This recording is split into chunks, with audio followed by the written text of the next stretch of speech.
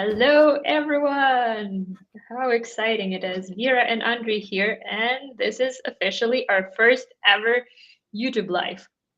Hey, Yeah, Andre. exciting. Exciting and honestly a little bit nervous because this is the first time we're doing this, so we'll see how it goes. But I did see the materials you presented and it's very powerful. Right. So, you guys, thank you for everyone who's watching us in real time or who will be watching us after this recording. We have prepared some like really powerful, exciting ways on how you can like elevate your email marketing. And today we will be talking about four different strategies on like unlocking that like advanced technology and advanced opportunities for your email marketing automations. So let's go. Before we start with the material prepared for you, I just want to let you know there's like million ways of to do like things. This is our way, but more examples you see, more creative you will be because you might use strategy from us, another strategy you saw in one of your clients' account or your colleague accounts, and you can combine those strategies. Doesn't mean it has to be anything set in stone, but in this presentation, we'll show you some things that people are missing, and we want you to think about when you create advanced email marketing strategies. So, Vera, I'm ready. Are you?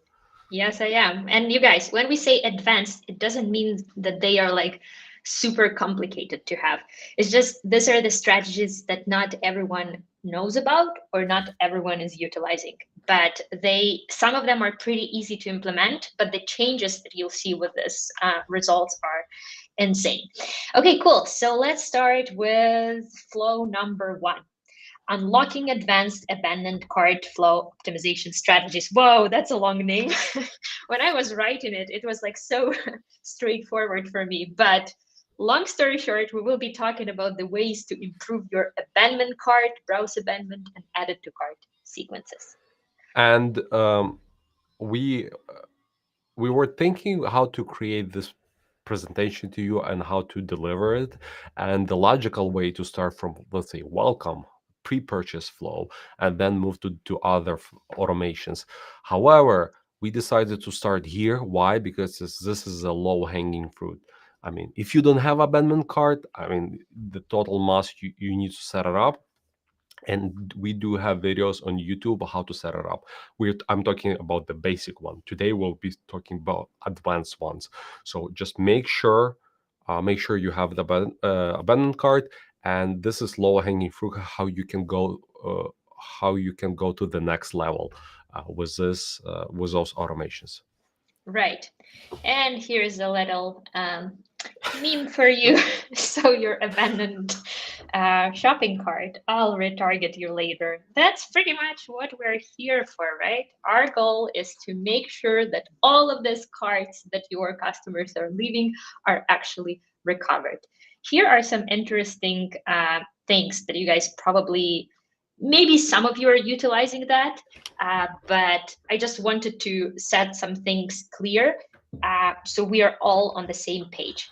So there are three main types of abandonment flows. So there are browse abandonment flows that you absolutely need to have. They typically happen when someone is like browsing your page, you have their information in Klaviyo already or any other ESP. They are browsing your website. They are not necessarily even putting anything into the cart, but the fact that they are browsing your website and leaving your website is actually triggers the automation. So that's type number one. Added to cart flow, that happens when you add something to the cart, but you're not yet going to the checkout. And abandonment cart flow. I just wanted to set everything like to explain these basics because there are some people who are still might be confused about this. I know I was like always confused about this too, added to cart and abandonment cart flow, but they are super, super important to have. All three of Vera, them, but especially this two. Yeah. before we go to the next slide, I see that some people are joined us, and I would love to know where people are joining from? Is I'm always extremely curious. So can if you can drop in the chat where you're joining from, uh, and what is your name, because it looks like I don't see the names. And yeah, Cool. Yeah, okay. I don't see the chat yet, Andre, but let me see. I Okay, do see chat, but not sure if somebody. cool. Well, anyways, let us know where you are watching from. Just want to say hi to you guys. Cool. So going back to that like low hanging fruit, Andre, check out these numbers. Um, like this, you guys, these numbers, I took them from like Klaviyo blog. They show you on average how much money automations with different number of emails have. So if you only have one email in your abandoned cart sequence, like you are missing out on some big opportunities to generate more revenue. What was interesting for me, and I mean, this they just like took the bunch of like similar revenue brands, but what was interesting for me that actually the more emails that you're sending, the lower your revenue per recipient is, which is kind of understandable. But what was interesting for me is that like after email 3 of the abandonment cart flow, that like revenue started dropping. So it looks like the sweet spot for like the email abandonment cart emails sequence is like like 2 to 3 emails. Would you agree, Andre, or do you think we need to do more?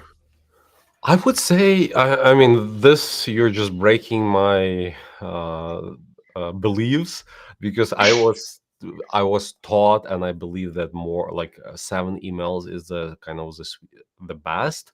Hmm. But I'm curious. Is it one email? It means 2 emails is like revenue per email, or revenue per in total per abandoned car? I think it's like revenue per email. I might be wrong though, but I think this is like per email. What was interesting to me is that like by looking at these numbers, by looking at the engagement, you would say that like, hey, like one email is great because you have your open rates high, your click-through rates high, the revenue per recipient is high.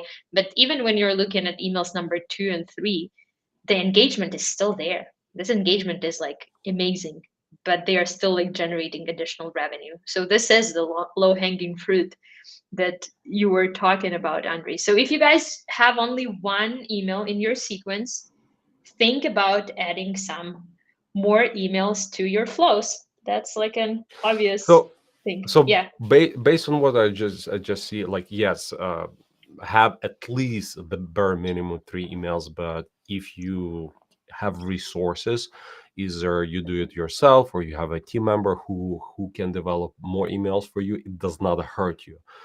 Yes, the revenue drops, the revenue per recipient drops, but if those emails are personalized, and we'll be talking about next how to personalize them,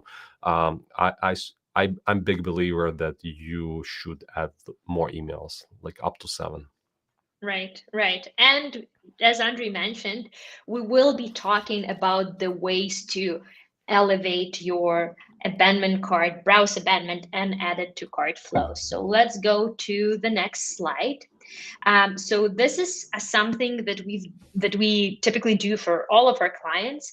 The very bare minimum that you can do with your abandonment cart flows is to divide those different groups of customers, like separate first time buyers from returning customers. This is like super simple setup in Klaviyo. I'm sure in other ESPs it's going to be very similar, but this is like literally one quick conditional split that you can add to basically talk differently to different groups of people. And we've seen like big success with that.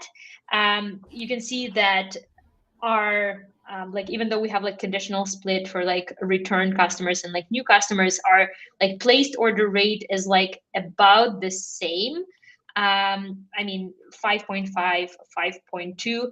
But when you are not doing that, and when you have the one sort of like flow for everyone, we typically notice that this placed order percentage is like lower for that brands, just because you as a customer who already purchased from this brand, you don't want to be like receiving the same generic information you already know about the brand, or same information that you've kind of read already, or maybe even the same email. So that's like a very basic thing that we would recommend everyone to do. And I would even go further here. So yes, buyers versus non-buyers. So you have a two pass: somebody who Mm-hmm. never purchased with you, and somebody who have purchased. However, if you have resources, I would strongly recommend for you to go even further, is to start that buyer to segment in different paths: Mm-hmm. one-time buyer, two-time buyer, repeat buyer, and so forth. Because Totally, you totally. you can personalize your message much better, and the messaging much would be much stronger, and the engagement and conversion would be much higher. Agree, agree. So one more thing that you can do, you can also create like a tiered abandoned cart strategy structure, depending on the size of the card of the customer, especially if you are offering discount codes in this sequence. We've done this interesting experiment for one of our clients where we separated people whose card value was more than $1,000 and less than $1,000. And for a group of customers who had less than $1,000 worth of product in their cart, we offered $10 off their cart for 24 hours. $10 off, it's a nice little incentive, but especially if your margins are not big, even $10 can like hurt your overall like bottom line, right? But for people who are purchasing more expensive products or who are spending like more, we did offer $50. $50 sound good to me. It's like a solid incentive, I feel like.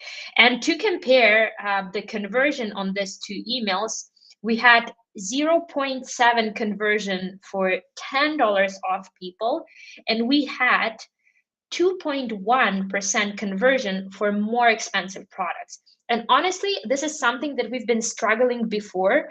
We were struggling with this more expensive cards. They were not converting as well, probably because you need to spend like more time thinking about the purchase. It's not as easy to commit to something that is like over $1,000. But when you have this $50 off, that feels substantial to me, anyways, and it's like a 24 hours deal, it's like a good enough incentive to convert these people. So this is like a super simple experiment. You can do more tiers. You can do product specific abandonment cart emails that we'll talk about in a bit. But even doing something as simple as this can move the needle a lot. Yeah, because those, I mean, one of the most important KPIs in growing e-commerce business is increasing average order value. And if Mm-hmm. somebody has a, let's say in this example, $1,000 left in their cart versus somebody left $50 in their cart, $1,000 is more valuable. So you want to give them either higher incentive or more personalized message, because that customers will increase your average order value. Exactly, exactly. Yeah. And I mean, the sequence itself is very similar like architecture wise, but it's the content is slightly different. So, but this is like a really cool little experiment that you can do with your brand as well. The next way to elevate your abandonment cart or add it to cart or browse abandonment cart flows is product specific abandonment cart strategies. Basically, these are the emails where you can personalize them per product. You can personalize the cart itself per product and use some like product reviews that are specific to the item in their cart. Maybe you can offer some personalized upsells and cross sells. Maybe you can also do some product recommendations as well. And I think this is like super powerful because A, it feels personalized. B, you are receiving like relevant information. I actually really like this example here. So this was basically like an email about this Gazelle Adidas shoes, and like all of the content here is customized or like it's personalized, right? They have the product in the hero image, which is amazing. They have this like what's the word section that talks about like gives the review for this specific product, not just like for random shoes, but like for this specific shoes. But also I like how they incorporated like user generated content, and they show how to like style this specific shoes. And yeah, and the main CTA is linked to the product. So I think it's like a really powerful way to do the abandonment cart if you have resources for that. Yeah. Sure, and resources, and also I would add for this specific strategy, if you have many SKUs, many products in your Mm-hmm. store, it would be complicated for you to do. Like in Adidas example, I mean, kudos to them that they were able to create this email because they have many different products, and it's hard to create personalized emails. But if you have like three, five, Mm-hmm. probably maximum 10 products, you should be able to do it with your own resources. This kind of leverage this kind of strategy. Right. But with this example specifically, this Gazelle shoes, this are their like number one bestsellers right now. That's why sometimes when you have like distinguished hero product that you know that people will be buying a lot, it makes sense sometimes just like to create that like separate automation for that hero product, right? It doesn't mean that you need to have like 100 variations for 100 shoes that you have on your website. Even like having that hero image sequence or hero image flow would be powerful too. Cool. Okay. So actually, here are some other fun ways to like incorporate some recommendations. This is from Amazon, but I'm sure you can do something similar in email as well. A customer who read this book also read this book. So basically, it's kind of like you may also like this part. Or do something like this. We rounded up a few more things we think you will love. So again, product recommendation. There are some um, tech options to help you customize this product recommendations per customer. But even if you don't have that technology, you can like manually pick the products that you think might go well with that specific product. Vir, if you can go back, can you please zoom into that Adidas email example where they have UGC section? Yes. Yeah. So as you might know, lately in the last maybe year or so, UGC goes further than in the past.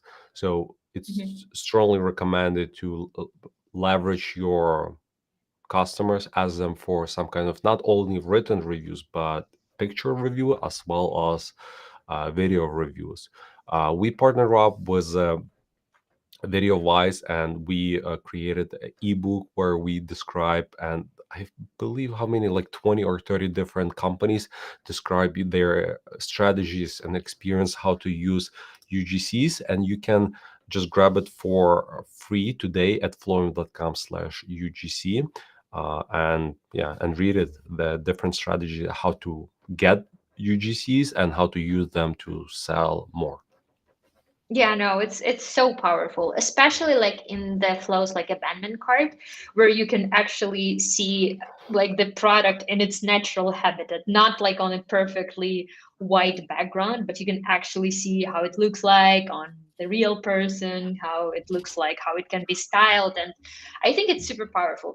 There is also like an app that helps you use, I forgot the name, Andre. Maybe you know what I'm talking about, but the Gatsby. app No, not the Or Gatsby. We will be talking about Gatsby, but there is an app that helps you basically replace the product images with user-generated content in like abandonment cart sequences specifically. Um, oh but yeah, yeah, I'm not aware about that. cool. No, this is a super powerful way to upsell, cross-sell products, but also just like to promote the products that they left in their carts. I actually really like this one as well, this example. So basically, the example where they offer you to build your own gift set with the product that you left in your cart. So they are like upselling things to you. So pretty cool idea. Cool. Okay, let's go to the next part. In this part of the presentation, we will be talking about the ways on how you can enhance your welcome flows, specifically how you can enhance them with zero party data. I'm like excited about this one. I love this topic. I love zero party data. I just learned what it means not so while ago. So yeah, this is actually a So cool. you use that word everywhere, like to sound fancy. Now I do. Now I do. Yeah. This is actually like a really cool because like I didn't understand like the difference, right? Between like zero party data, first party data. Obviously you hear it all the time when working in marketing, but like I learned it maybe like a year ago or before that I didn't realize the difference. Here's the really fun meme that is like explaining the difference. So zero party data, the gym shoes you liked in our survey are on sale. So basically this is like the data that you are voluntarily giving to the brand. Then first party data, the gym shoes you browsed last year are on sale. Typical like browse abandonment flow, for example, like an excellent example. The second party data, this is where it gets creepier. I hear you have a new gym membership. Need a shoes? Wait, what? So basically, second party data is like data that someone gave about you that you like didn't voluntarily give. This is like super creepy. Maybe you wouldn't have skipped your workout today if you had new shoes. This is like explains it pretty nicely if you ask me. But our goal is to collect as much zero party data as possible to be able to deliver that better experience for the client. Cool. So, here are some ways on how you can collect your zero party data. The most basic thing that you can do, you can collect your zero party data through your ESP, through the ESP that you are using, or through the pop-up app that you are using. Andre, I really like this example. I'm sure you're going to be a fan as well. So this is for like the brand that sells baby Yeah. products, and I mean they are rocking it. Actually, one of my probably first of 10 projects I did in my lifetime doing email marketing was a motherhood brand. And Mm. we were asking about their pregnancy journey. And it was very complicated. This strategy I built, I believe, in back in active campaign. I used active Oh, campaign for that. Yeah, so it was like massive journey about the weeks pregnancy and how they enter, how they exit, and so forth. So it was kind of challenging project, but I glad that they did it because I learned so much in creating complicated strategy in email marketing. yeah, definitely. Because their customer journey will be like so nuanced. It will depend so much on where they are in their Yes. customer journey. And here's a really cool example how brands can like elevate their customers' experience with zero party data. So when you go to the website, you are greeted with this little pop up. Where are you in your motherhood journey? Or in your journey to motherhood, and you can pick your whether like preparing for pregnancy, you're already pregnant, you are, I don't know, have a baby or whatever. So you pick where you are, fill out your email address, and then you will receive one of these three emails, right? Depending on where you are in your customer journey, which is like super cool because all of these people will have different needs email wise. But what is also cool about this brand is that They actually in email preference pages, and I think that can be done through the email as well. You can update your stage. So if something changed in your like journey, maybe you're not preparing for the pregnancy, but you're already like pregnant or you already like breastfeeding, you can like change your status, which will trigger like a different automation. And I think this is like a really cool way to like look at the overall welcome sequence. Very important to mention that all questions you want to collect, you need to use them for some kind of purposes. Do not ask questions just to ask them, like, are you male or female? Are you shopping for boys or girls? Or are you pregnant or not? Like, because we, you're laughing, but we did so many audits for different brands, and we see sometimes people like collecting this first party data, and they have amazing data. Hmm. And after 3 years or so, we asking them, and how do you use it? And they like, oh, we don't use it. And it's like A+ for collecting data, C- for not using the data. Right. And you So can use it not just in the flows, right? The flows is just like an example, but you like of can course, create segmentation. segments with it, Yeah. like for your campaigns, for even like products that you're selling, for upsells, cross sell. This is like super powerful data. Yeah, especially if you're not just like targeting one group of customers or like one type of customers, but if you're like serving multiple groups. If I have like a dry skin, I wouldn't want to receive like a guide about the oily skin routines, right? Because it's not useful for me. It's not like relevant. And we want to make sure that we are delivering the right message to the right person. This is like the whole philosophy of like email marketing. So here's actually one more good example. And again, you can make this forms in your ESPs too, or if you want to go a bit more like advanced, you can use platforms like just Uno or something, because they do have like a pretty powerful opt-in forms um, Yeah, platform. so So first party data you can collect from like a bunch of multiple points, but one of them it's the forms on your website. Second, in your ESPs, in email, depends where people click. Third, it's connected apps that you have mhm. through your stores, so you can, let's say, if they interacted, or let's say use loyalty program or so. So this is a third way. Anything else? Oh, preference page is fourth way. Uh, Quizzes, okay. interactive forms, like type forms. We will talk about it in a bit. But yeah, you get the idea. You want your customers to volunteer this data to you. Here's actually a really good example how we like collected Whoa, that. looks looks massive. Vera, It is. I you had mean, fun. I did. We did. It took us a while to create it, but there are some numbers that I want to share.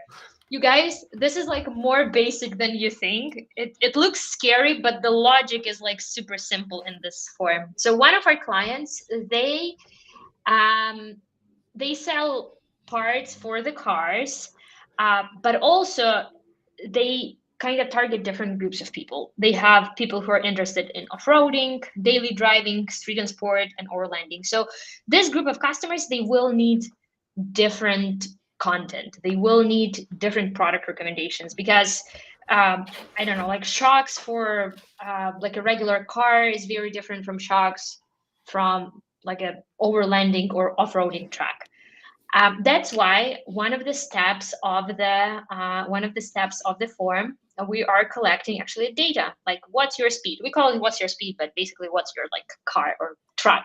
I just like to learn that people who are driving trucks, they get offended when you call their trucks cars. So yeah, so like what's your basically preference, and then based on that data they go through one of these sequences. It's like the logic here is very simple. So the collections contain daily driving, or contain haul and tow, or contain street and sport. So the logic is similar for all of these flows, but the content, product recommendations, product blocks will be very different for all of these flows. And here's what is interesting. So this is basically like conversion or like the placed order for generic flow, 1%. And this one is for variation where we used zero party data, 1.9%. So almost like a percent of change in the conversion, which for the brand of this size is very noticeable. I only took the data from like the last 30 days. So that's why we don't have like a lot of customers going through it yet. But so far, we've seen like a very positive dynamic with like offering that zero party driven data emails versus having a one size fits all kind of approach. Yeah, the example you gave, it's amazing because based on what you just said, they have like four customer buyers, personas, buyers profiles, and Mm-hmm. they are talking to them in very different way. And I can even relate because I'm driving car just to commute, and I'm not the car enthusiast. So if you tell me this shocks car shocks for $500 and this for 5,000, of course I'll pick the $500. I don't care, That's true. Well, you're not the target audience for us at all because you're I know. driving an electric car. So yeah, just like don't forget to change your oil, I guess, right, Andre? It's a joke, but I I got didn't it. I Or didn't realize that you guys fill don't up, need to change. or My fill up, or fill up your tank. Yeah. yeah, my younger brother, he just got his first car ever. Congratulations to you if you're listening. Probably you're not listening to my video, but whatever. He just But got your his grandma probably does. My grandma does. Always, always. Hi, grandma. So he just got his first car. It's like a work car, but he owns it. And it's a it's a diesel car, but he put the gasoline in it on the first day. Like the first day he ever got a car, he put just like a gasoline in a diesel car, which is a big no-no. So he had his fair share of fun, and it was his first day ever driving a car, first time ever filling up a tank. He figured it out, but yeah, that was interesting. So there are some nuances here too. Yep. Cool. I mean, I've done that too, so it's like it runs in the family. it's a it's a long story to tell. Maybe next time, but Yep. Let's. um, yeah. But let's review some like tech stack recommendations. Um, Amazing way to collect the data and to customize that like customer journey for your customer journey for your customer. Well done. So amazing way to do that is through different quizzes, like opt-in quizzes. They are amazing because they are helping your customer to learn more about themselves, I guess, and they help them to pick the right product for them, but they also help you as a brand to get to know your customers better. So here's a great example from Octane. This is like one of their customers. They did this case study for the brand that sells mattresses. Um, and Mattresses, yay! yay, mattresses are back uh, on our lives. For those of you who don't know, back in the day, when we first started the podcast, we only used two examples, mattresses and socks, because these are two of the very different products, right? So yeah, so for mattress, they have the quest consist of a few questions, like what size of mattress you're looking for. You pick the size of the mattress. Then do you do you sleep on like a side? Are you a back sleeper, a stomach sleeper, or something in between? Because depending on like where you are with your patterns, you will be offered like a different softness of the mattress, I guess. Then do you experience any health issues that disrupt your sleep? Questions like this. And all of this data, it's actually collected and it's recorded on the back end of your ESP, which is great because you will not be sending the promotion for king beds to people who are looking for like twin beds for their kids, right? So this is really good. Then they ask you to enter your email address, and then they offer you some matching products.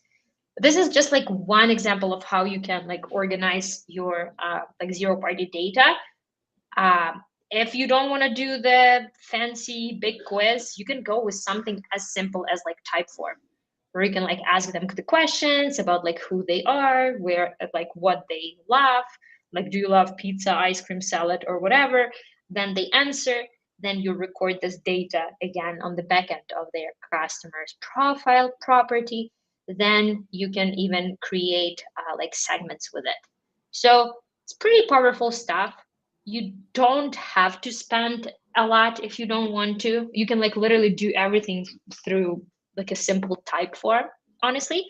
But if you do have resources to do the quiz, this can be like really fun and really powerful too. Nice.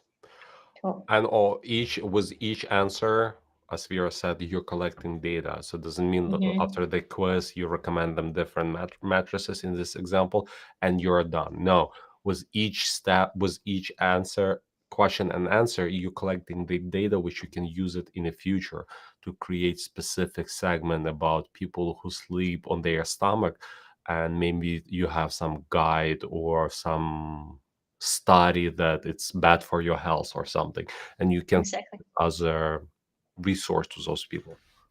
Exactly. Okay, we are finally at strategy number 3. Boost your post purchase sequence with upsells and cross sells. This is powerful, you guys. We have some really exciting examples to share with you.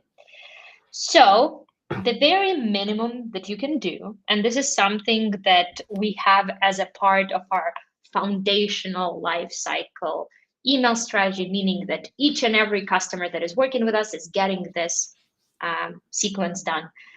We have separate flows for new buyers and returning buyers. So, one time buyers, two-time buyers. And sometimes we also have three-time buyers, VIP customers, depending on the product, depending on what we are selling. But this is super, super powerful to have, especially because, as I already mentioned, people who are buying from you the second time, they don't want to know again about the story of your brand, the the benefits that your product is offering, all that stuff. They already know because they came back. So you should find like a different angle to talk to them. And here's actually an interesting stat that we had.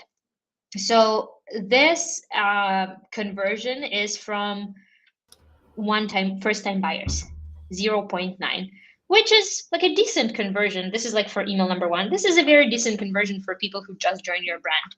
But for people who are two times buyers, their conversion is 1.7, so almost like twice as much, right? Because they know your brand, they are coming to you to like, because they love you. That's why you do want to be talking differently to these people depending on where they are in their customer journey. Yeah, and just give you a very silly example. Let's say in your thank you message, you say, "Hey, thank you for purchasing. Welcome to the family of our brand." And Right. just assume, and let's say I'm third time buyer. I'm buying from you third time, and I'm receiving the same kind of message. Hey, welcome to the family.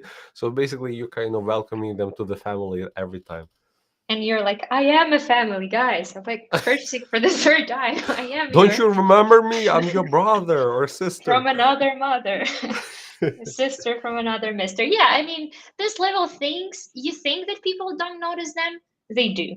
They do notice them. These things, they add up. So you want to be treating your return buyers differently, especially because there is this number that you've probably heard that it's like much cheaper to convert the second time buyer than to convert the first time buyer because you've already spent like a lot of efforts on getting that like first lead, right? So it's worth nurturing this, guys, because this is where the majority of your revenue will be coming from or should be coming from anyways.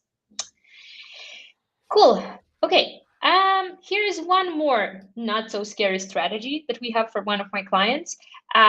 Boost your post-purchase sequence with upsells and cross-sells. This is something that we've started. We just built it, so we haven't even like launched it, but I have high hopes for this one. Depending on what your customers have purchased, you can upsell and cross-sell them like different products. This is like a very simple idea, but very powerful. We don't want to be promoting, I don't know, the product that your customer already purchased, or the product that they have, that they maybe purchased as a part of the bundle in the sequence. That's why we like separated them based on collections they purchased from. We have our like hierarchy, so it all makes sense.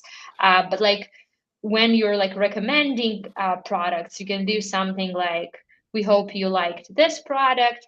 You can leave us a review. Customers who bought this item also bought these items, or like this t-shirt would go well with like this pair of pants, or we think you'll also love this product. So yeah, there are like a lot of ways to do that. They are not like super difficult to set up, but the conversion that you'll see there will be Much higher. powerful. Yeah, much Yeah, higher. cool. Okay, let's go to the next sequence.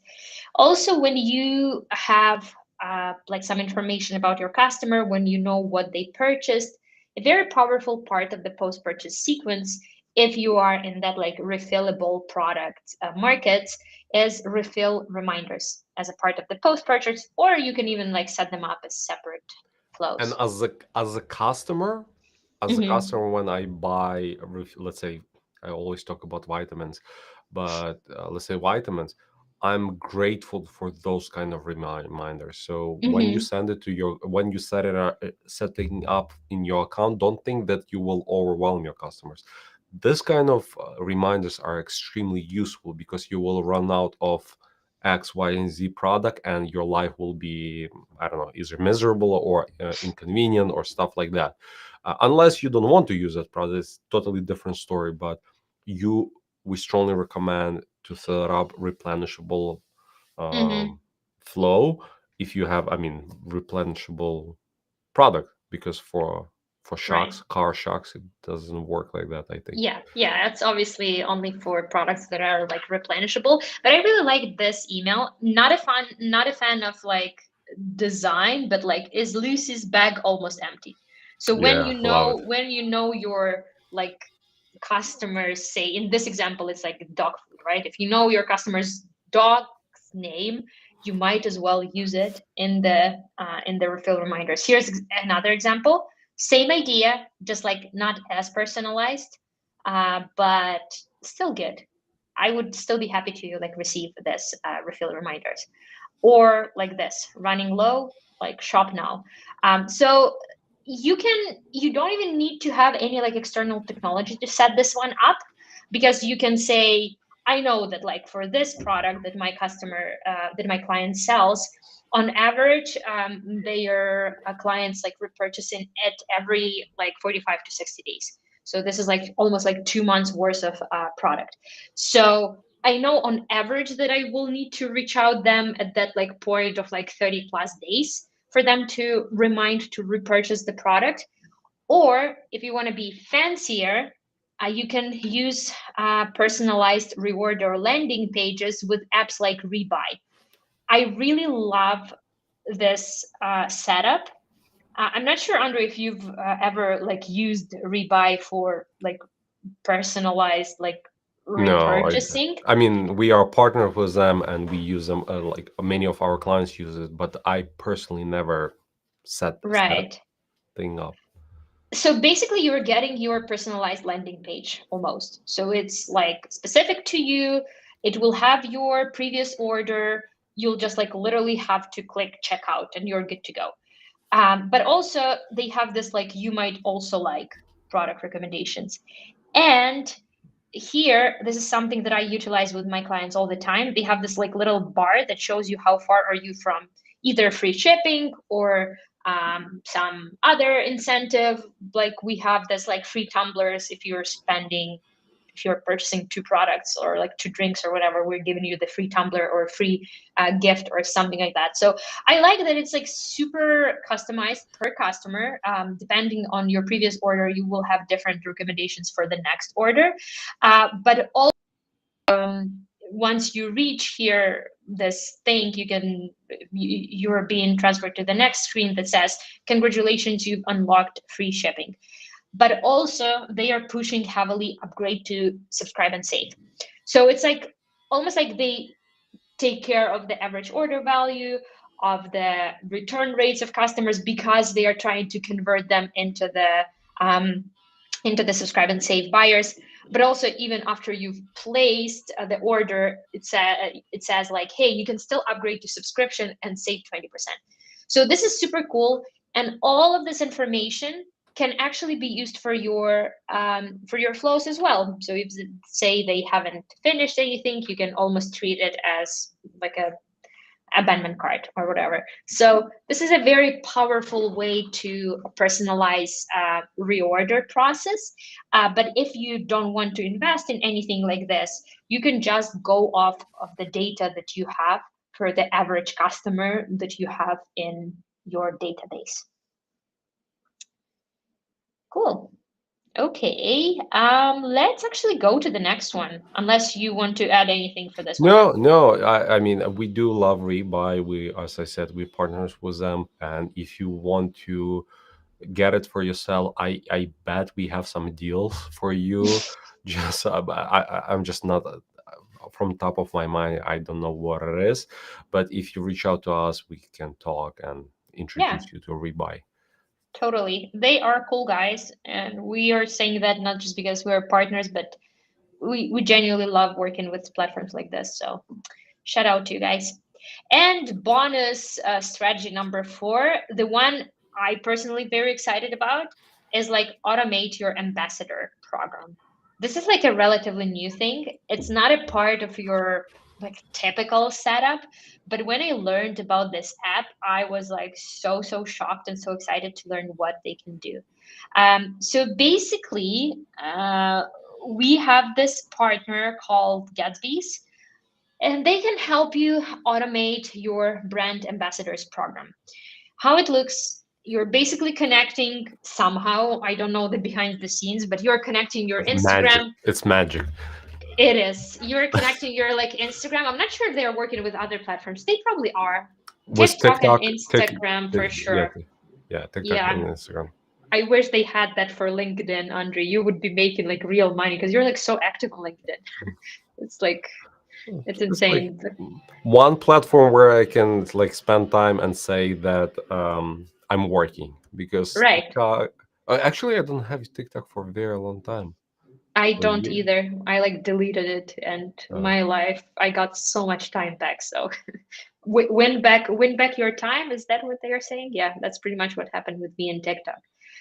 nice. Well, Congrats. anyways, yeah. Well, anyways, you can pretty much like automate your communication with your brand ambassadors. What does it mean? First of all, the person can apply to be your brand ambassador, whatever it means for your brand. Maybe they will be promoting you and earning some like real dollars. Maybe they will be earning products. You define what ambassador program is. So the trigger is when someone is added to Gatsby Flow. Then, if they are following you, if they started to follow you on like Instagram or something, you will basically send them another thank you for following, or like thank you for your application approved kind of email. This one is my favorite. Once they tag you on Instagram, they tag you. I think even the stories count. It actually, when someone like mention you on one of those platforms, it actually triggers automation that says nice Instagram story, which is kind of creepy, but kind of cool. Like you just pretty much, you know that the brand is like watching you. What is actually even cooler is that you can connect like Klaviyo or your ESP, other ESPs that you're using, Gatsby's, and say you can collect your referral program or your reward program. And you can create this like little ecosystem under one umbrella where people are like recommending you, tagging you, making money off of you. So this is like kind of cool. And what I love about it is that you can actually like automate it all. You don't need to do it manually, even though it's like still nice to add that like personal touch and to reach out personally to people. That's what I'm doing right now with the books. But like having that all automated, how cool is this? Yeah, Right? very cool. Yeah. And see, again, you need to invest your resources once. I mean, of course, you need to pay for a platform. It's like subscription, but in Right. terms of built out, you build the system once, and you can leave it for some time until you have more time to update it and make it more prettier or more advanced strategy. But what we are already show you is already pretty advanced strategy because not many brands using this. Yeah, it's pretty new. So you guys, here you have it. Your four advanced email marketing strategies or four ways to improve your automations. Cool, cool. Vera, so will we do it again? Do you think? Today? Let's go. Like, do you want to do it now? No, I No, mean, no, no. I'm joking, Yeah, but yeah. yeah. I mean, we this is our kind of test. We'll see how it goes, but we planning to do three, like one per Hmm. month. So in next 3 months, we'll do two more and see how it goes. And also, we just want to let you know if you're not aware about our audit.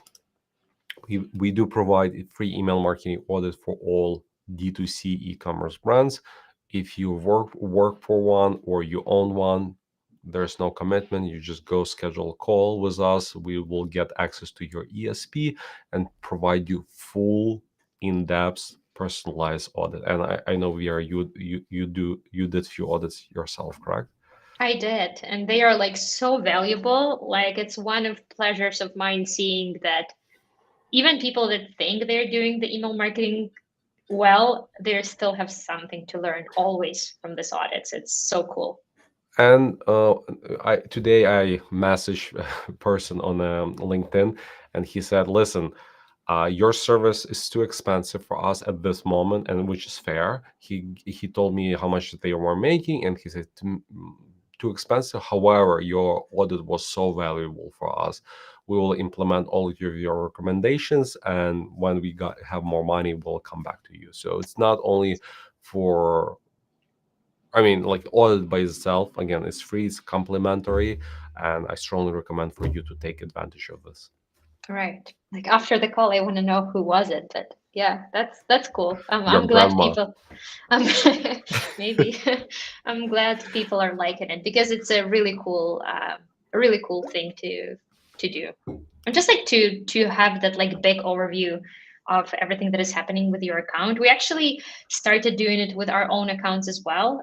Recently, like my colleague did my audits for my projects. I did for his, and we were able to learn a lot about each other. So that was fun. Cool. Well, you guys, thank you so much for watching. So exciting. Our first time ever. How was it? Let us know in the comments. Sure. Yeah. Sorry, I was typing in the comment the link to the audit as well. Yeah. So nice to see you, Vera, and have a nice weekend to you Have a good one. and everybody. Bye. Have a good